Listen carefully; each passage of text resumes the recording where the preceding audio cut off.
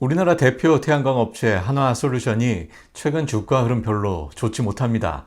이 태양광 산업 전반에 대한 우려가 좀 있기 때문인데요. 그 우려의 내용 알아보고요.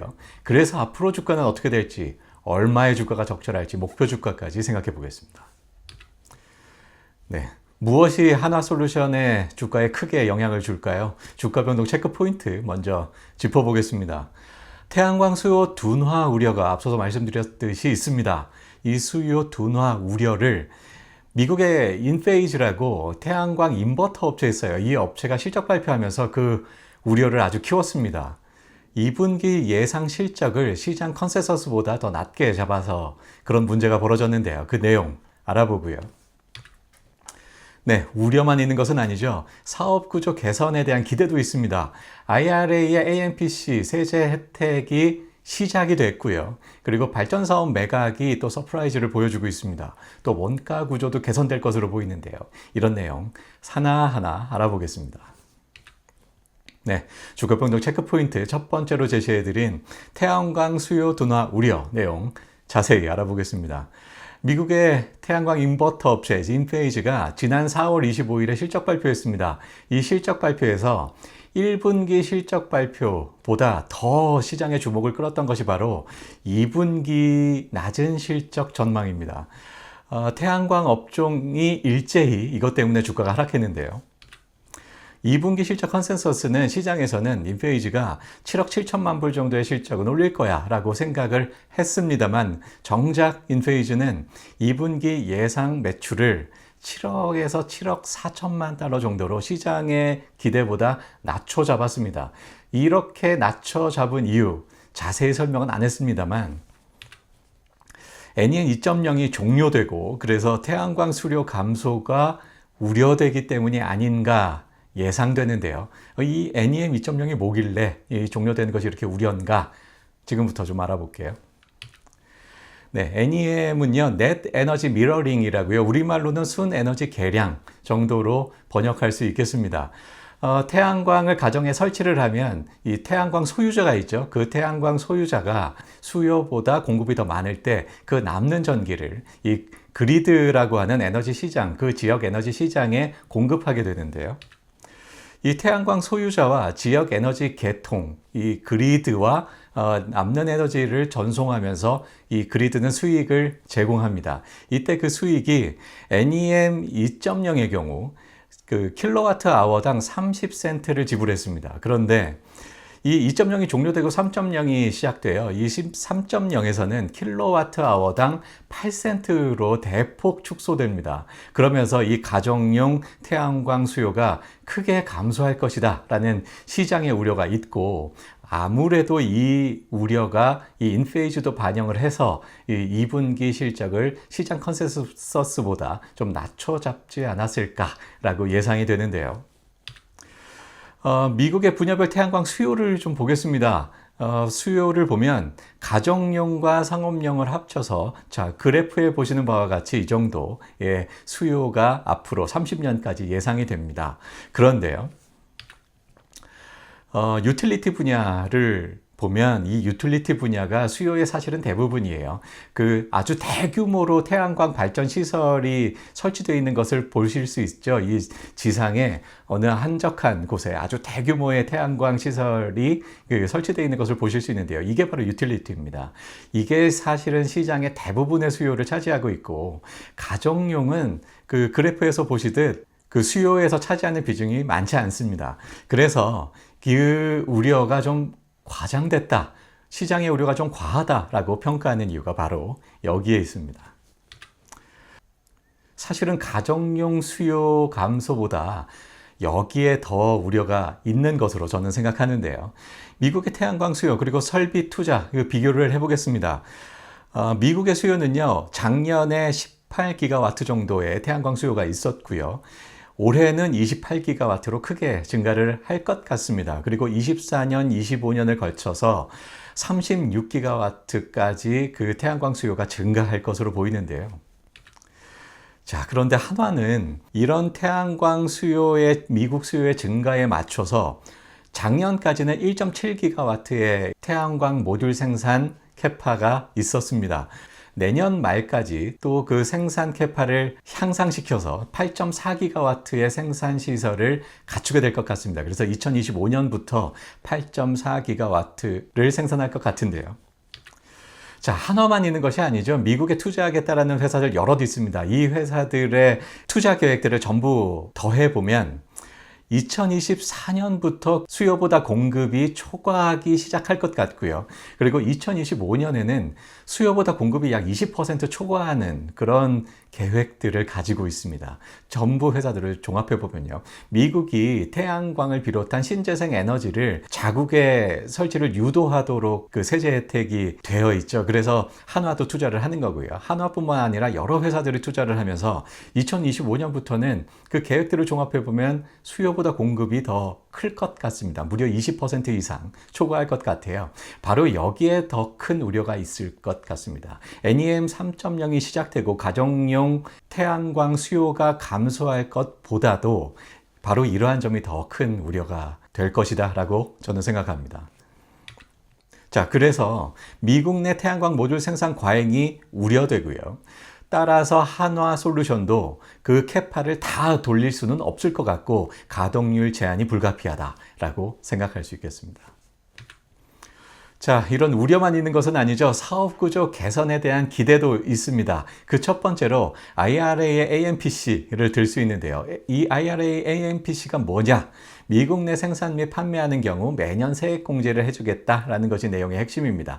태양광뿐만 아니라 전기차를 비롯한 다양한 그 신재생 에너지 관련된 내용들인데요.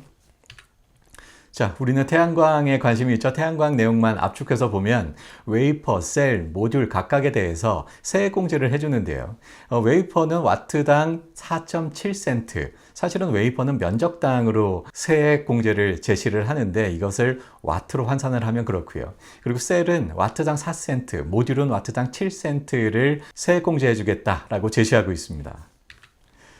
자, 그렇다면 한화솔루션의 세제 혜택을 추정하기 위해서 좀 전제를 해볼까요? 가정을 해보면 웨이퍼하고 셀도 한화솔루션이 사업을 준비하고 있죠. 그래서 2024년에 완공이 될 것 같고요. 생산시설이 완공될 것 같고 2025년부터 가동될 것으로 기대됩니다. 2025년부터 가동률 90%를 가정을 했고요. 그리고 모듈은 공급이 초과될 것이 우려된다라고 앞서서 말씀드렸죠. 그래서 최대 가동률을 60%로 제한했습니다. 자, 이러한 가정을 전제로 해서 그 IRA의 세제 혜택 내용 따져보면요. 2023년 올해부터 당장 그 세제 혜택이 그 수입으로 들어옵니다. 1,600억 원이 올해 기대가 되고요. 그리고 내년에는 2,800억 원 기대됩니다. 그리고 2025년에는 웨이퍼하고 셀까지 더해지면서 연간 8천억 원 수준으로 계속해서 그 수입이 있을 것으로 예상되는데요. 그런데 이건 2023년부터 2032년까지 총 6조 8천억 원으로 총 합산이 됩니다. 그런데 현재 가치로 따져볼 필요가 있죠. 앞으로 10년 동안 벌어들일 돈이잖아요. 그리고 미래 가치는 현재 가치로 환산할 때 할인이 됩니다. 그렇게 해서 할인된 현재 가치 환산은 4조 1천억 원 수준이고요. 그런데 앞으로 또 10년간이나 벌어들일 돈이잖아요. 이 10년 동안 벌어들일 돈을 현재 가치에 다 반영한다. 좀 무리가 있죠. 앞으로 10년 여러 가지 변수들이 있습니다. 다 반영하기엔 좀 무리가 있고 올해 기대되는 세액 공제 다 반영을 하고요. 내년부터 9년간 벌어들일 이 세액 공제는 30%만 반영하기로 합니다. 그렇게 해서 가치 반영을 현재 시점에서 반영을 한다고 하면 1조 3천억 원으로 예상됩니다.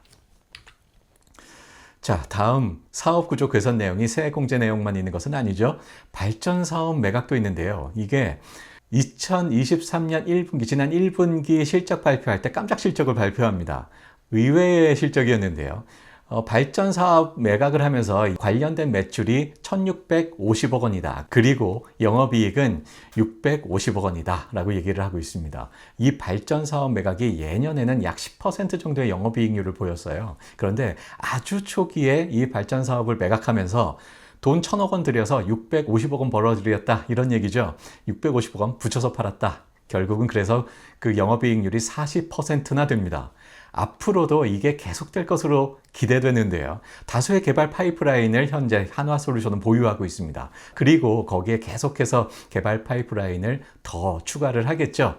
그래서 이런 높은 이익은 계속해서 지속될 것이다라고 기대가 되고, 이제는 모듈만 파는 것이 아니라 2025년부터 웨이퍼와 셀도 팔고, 거기에다가 EPC라고 설계, 조달, 시공 사업이에요. 이 EPC 사업까지 부각될 것으로 기대됩니다. 자세한 내용은 다음 시간에 다시 한번 짚어보기로 하고요. 자, 그리고 원가 구조 개선에 대한 기대도 있습니다. 최근에 폴리실리콘 가격 많이 떨어졌어요. 그러면서 그 웨이퍼 가격도 떨어지고요. 셀 가격도 많이 떨어졌습니다.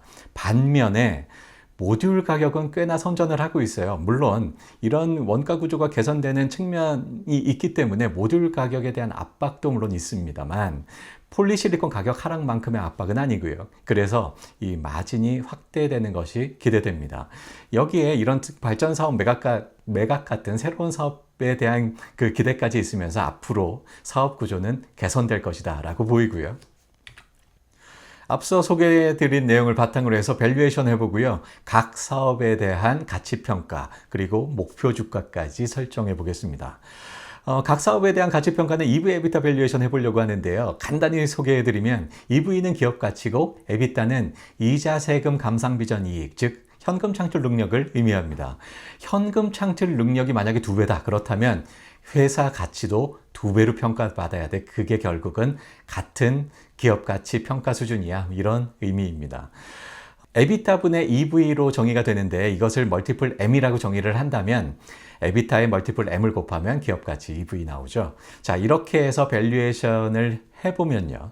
먼저 신재생 에너지입니다. 신재생 에너지는 앞서서 태양광에 대한 우려 있다고 했죠. 여기에 또 각종 기대 중에서 그래도 가장 으뜸이다라고 할 수 있는 게 IRA, AMPC 세제 혜택 기대입니다. 이 기대와 우려가 공존하면서 최근 이 신재생 에너지 태양광 업종 업체들의 EV EBITDA 멀티플이 좀 내려왔습니다. 그래서 9.3, 평균적으로 9.3을 보이고 있고요.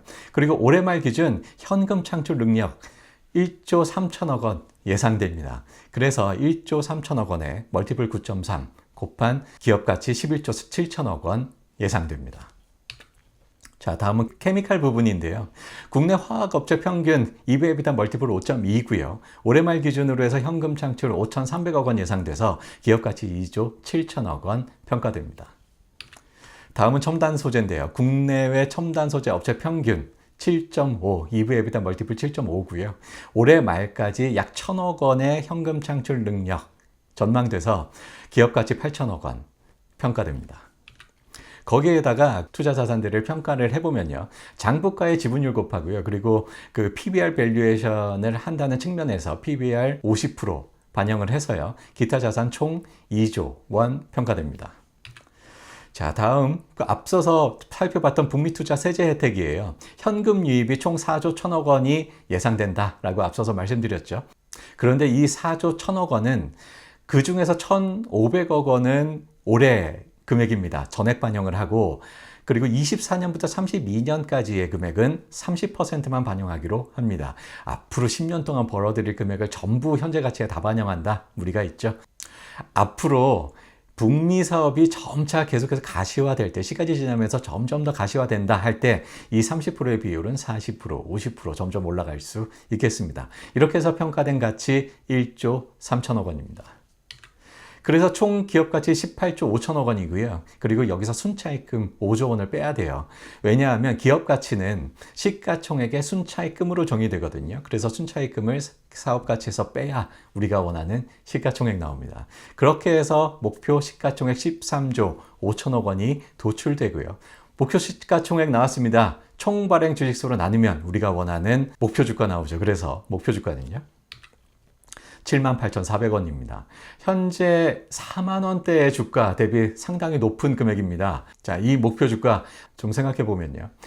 현재 주가는 우려만 너무 잔뜩 반영이 돼서 저평가 구간이다라고 할 수 있겠습니다. 우려만 있는 것이 아니죠. 앞서서 여러 가지 기대들을 설명해 드렸는데요. 그 기대까지 반영을 하면 기대와 우려를 적절하게 반영했을 때 그 목표 주가는 78,000원이 적당하다라는 의미가 되겠습니다. 네, 지금까지 한화솔루션 생각해 봤습니다. 구독, 좋아요 부탁드리고요. 여기까지 하겠습니다. 감사합니다.